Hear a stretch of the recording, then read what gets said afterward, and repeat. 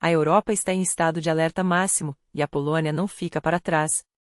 Enquanto o mundo observa, há um detalhe crucial que ainda não foi revelado e que pode mudar todo o jogo.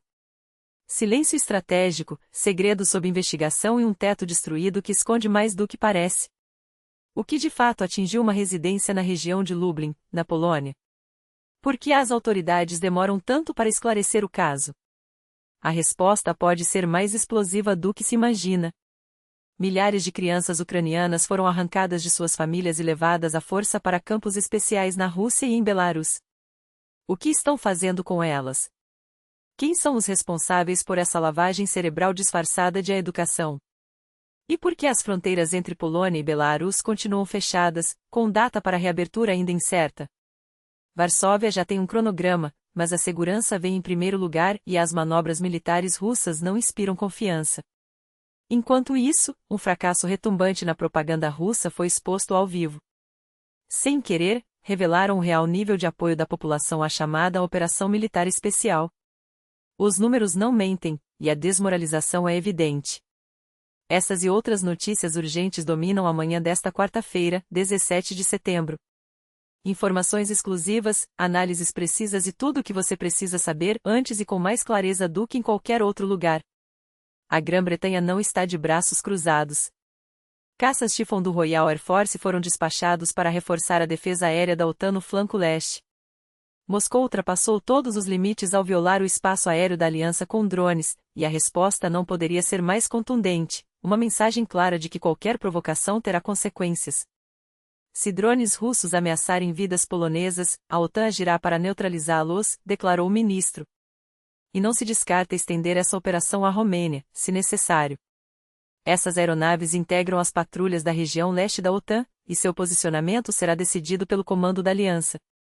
Não é apenas uma contribuição, é um compromisso inegociável com a segurança coletiva. Diante desse cenário, o presidente ucraniano, Volodymyr Zelensky, reforça seu apelo por um sistema integrado de defesa aérea sobre a Europa, além de mais investimentos em aeronaves interceptadoras, cuja eficácia já foi comprovada em campo. A situação é crítica. Na noite de 10 de setembro, drones russos invadiram o espaço aéreo polonês não uma, mas 19 vezes. O primeiro-ministro Donald Tusk não deixa dúvidas, esses equipamentos não vieram da Ucrânia por engano. Vieram diretamente de Belarus. E não foi acidente. A OTAN ativou o artigo 4 e lançou a iniciativa Guardiã do Leste para fortalecer as defesas no flanco oriental, incluindo o desplegue de tropas terrestres em 8 países. A Europa não se limita a emitir comunicados, está preparando o céu para a batalha. Enquanto isso, a Ucrânia discute uma mudança nas regras que pode aliviar a pressão sobre seus cidadãos.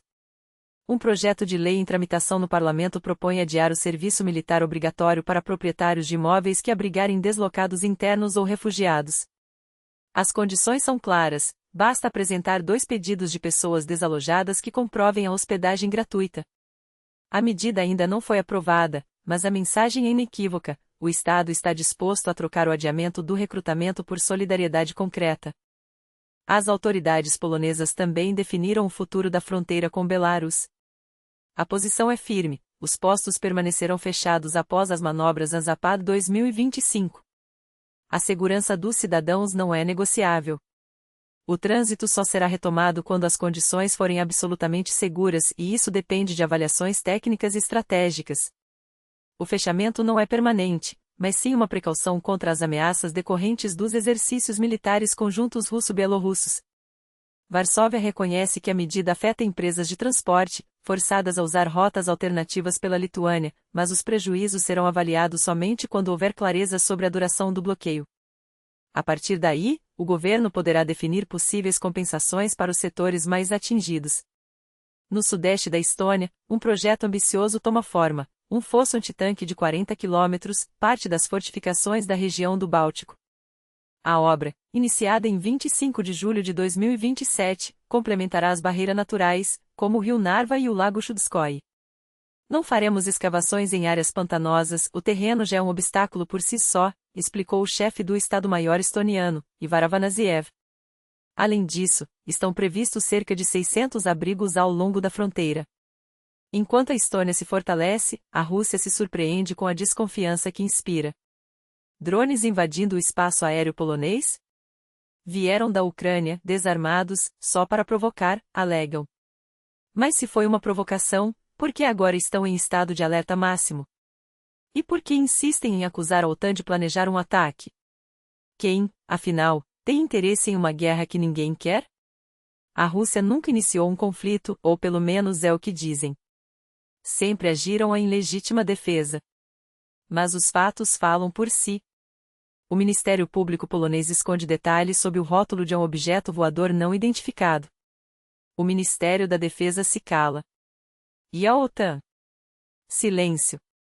Fontes revelam que um míssil disparado por um caça polonês F-16 contra um drone pode ter atingido a casa por falha no sistema de guiamento. Se confirmado, é um incidente sem precedentes. Na noite do ataque, drones russos violaram repetidamente o espaço aéreo polonês. Fragmentos foram encontrados em várias regiões do leste do país. Das 17 aeronaves não tripuladas, a maioria caiu em áreas despovoadas, exceto uma, perto de Verbica Volia, que destruiu o teto de uma residência. Os moradores escaparam por pouco. Oficialmente, as respostas são vagas. O Ministério Público local aguarda laudos balísticos para definir a natureza do objeto. As autoridades garantem que a investigação está em andamento, mas as peças do quebra-cabeça começam a se encaixar. Foi um drone? Um míssil interceptador que errou o alvo? A verdade é mais urgente do que qualquer versão oficial. E agora, um apelo direto a você, que acompanha essas informações. Cada compartilhamento, cada curtida, cada comentário com mais de 6 palavras e cada vídeo assistido até o final faz toda a diferença. É assim que levamos a verdade a centenas de milhares de pessoas. Você decide se mais gente terá acesso a esses fatos. Obrigado por estar conosco. A luta pela informação não para. Enquanto isso, a Rússia opera 210 instalações entre campos e bases militares onde crianças ucranianas são sequestradas, reeducadas e treinadas para a guerra. Pesquisadores da Universidade Yale comprovam, em Krasnodar, menores montam drones e detectores de minas. Em Moscou, no Centro Jovem Patriota, vinculado à administração presidencial, crianças de Belarus são submetidas a simulados de combate com coletes à prova de balas e armas de brinquedo. As autoridades não esconderam, são turnos militares esportivos. Os Estados Unidos preparam um projeto de lei para declarar Rússia e Belarus como estados patrocinadores do terrorismo, caso não devolvam mais de 19 mil crianças sequestradas. Não é uma medida simbólica, é uma resposta necessária a um crime contra a humanidade. A Belarus, por sua vez, anuncia o despliegue do sistema de mísseis Oreg, mas sem uma única imagem ou vídeo que comprove. Palavras vazias geram desconfiança. Mas o mais grave não é a falta de provas, é a impunidade com que agem. Crianças roubadas, fronteiras violadas, ameaças veladas. Até quando o mundo vai tolerar? Lukashenko não tem dúvidas e nem deveria ter. Os exercícios em curso hoje na Bielorrússia não são meros treinamentos, mas uma coreografia bélica russo-bielorrussa meticulosamente ensaiada. E o que estão praticando? Tudo. Desde fogo de armas leves até ogivas nucleares. Não há segredos, não há disfarces. Eles sabem.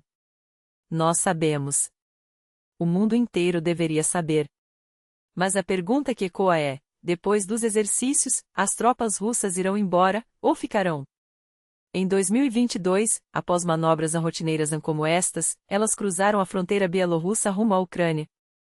Um erro estratégico e um desastre propagandístico. De um lado, tentam pintar como mártires os artistas que apoiaram a guerra, vitimizando sob a pressão de sanções e boicotes. Do outro, esconder o óbvio: a resistência interna é massiva. Eu fui um dos primeiros artistas a apoiar meu povo. E paguei o preço. Minha mãe foi assediada. Recebi 280 mil ameaças de morte. Mas isso não justifica jogar uma nação inteira nos braços de um regime que sequer hesita em usar crianças como moeda de troca.